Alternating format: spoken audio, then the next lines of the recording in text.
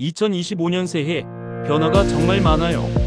경제뿐만 아니라 우리 일상에 영향을 미칠 정책들이 많아서 준비해야 할 것들이 한두 가지가 아니에요. 걱정하지 마세요. 제가 쉽고 재미있게 정리해 드릴게요. 1. 주택 관련 세액 공제 한도 확대. 2025년부터 주택 청약, 월세, 주택 구입 대출 관련 공제 한도가 커졌어요. 올해부터 주택 청약 종합저축에 넣는 돈에 대해 더 많은 세액을 공제받을 수 있어요. 예를 들어 주택 청약에 월 20만원씩 넣었다면 240만원에서 300만원까지 공제받을 수 있게 돼요. 더 많은 납입금으로 나중 연말정산 때 좋을 것 같아요. 참고하시길 바래요.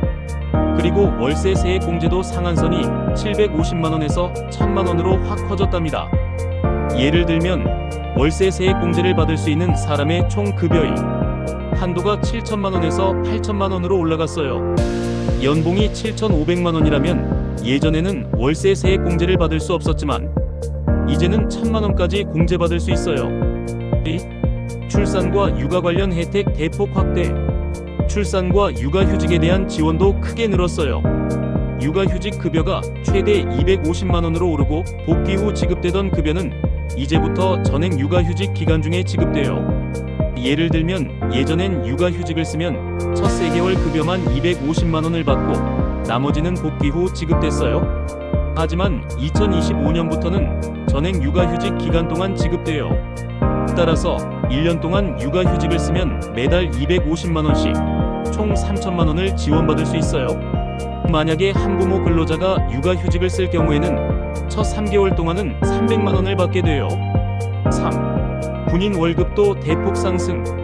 병장 기준 월급이 165만원에서 205만원으로 올랐어요. 군인들의 월급이 이렇게 오른 건 정말 큰 변화죠. 예를 들어 이제 군대에서 복무 중인 병장은 매달 205만원을 받을 수 있어요. 이는 봉급 150만원에 내일 준비 지원금 55만원이 포함된 금액인데 예전보다 훨씬 더 많은 지원을 받게 되는 거예요. 군인분들 항상 파이팅이고 감사합니다. 4. 대출 중도상환 수수료 인하. 대출을 일찍 갚으면 내야 하는 중도상환 수수료가 50% 줄어들어요. 주택담보대출은 최대 1.4%에서 0.8%로 낮아지고 신용대출은 0.8%에서 0.4%로 줄어들어요. 예를 들어 주택담보대출의 경우 1억 원을 빌린 사람이 대출을 2년 만에 갚으면 예전엔 140만 원 1.4%를 중도상환 수수료로 내야 했는데 이제는 80만 원 0.8%만 내면 돼요. 그래도 부담이 줄어들 수 있어서 다행이네요. 신용대출의 경우에는 신용대출을 갚을 때도 100만 원을 갚을 경우 예전엔 80만 원을 수수료로 냈다면 이제는 40만 원만 내면 돼요. 쉽게 말하면 더 적은 돈으로 대출을 갚을 수 있게 되는 거죠. 부동산 정책 완화로 이제 부동산 투자 상황이 나아질까요? 차차 알아보도록 하고 바뀌는 게 있으면 바로 알려드릴게요. 또 청년도약계좌 지원 확대. 청년들의 미래를 위한 청년도약계좌 정부 지원도 커졌어요. 5월 최대 33,000원을 정부에서 지원해주고 5년 동안 최대 198만원까지 지원받을 수 있어요. 20대 후반의 청년이 매달 10만원씩 저축한다고 가정했을 때 정부는 매달 33,000원을 추가로 지원해줘요. 5년 동안 매달 이 금액을 지원받으면 총 198만원을 받을 수 있답니다. 이만큼 큰 도움을 받을 수 있는 기회는 놓칠 수 없겠죠.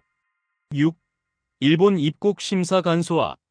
2025년부터 일본 여행할 때 입국 심사가 훨씬 간단해져요. 비짓 재팬 비짓 저팬이라는 시스템을 이용하면 빠르게 입국할 수 있답니다. 일본 여행을 갈 때 기존에는 긴 줄을 서서 입국 심사를 받았지만 이제는 비짓 재팬을 통해 사전 등록만 하면 빠르게 입국할 수 있어요. 세관 신고서도 필요 없이 바로 입국 가능하답니다. 여행의 편리함이 한층 더 올라갔어요. 7. 자동차 소화기 의무화. 모든 5인승 이상 자동차에는 소화기를 반드시 비치해야 해요. 8. 디지털 교과서 도입. 2025년부터 초중고등학교에서는 디지털 교과서를 도입해요. 종이책 대신 태블릿으로 수업을 듣게 되겠죠. 교과서가 디지털로 바뀌면 공부가 훨씬 더 재미있고 효율적일 거예요. 2025년에 바뀌는 정책들을 살펴보았는데요. 일상생활에 큰 영향을 미칠 수 있는 내용들이 많습니다.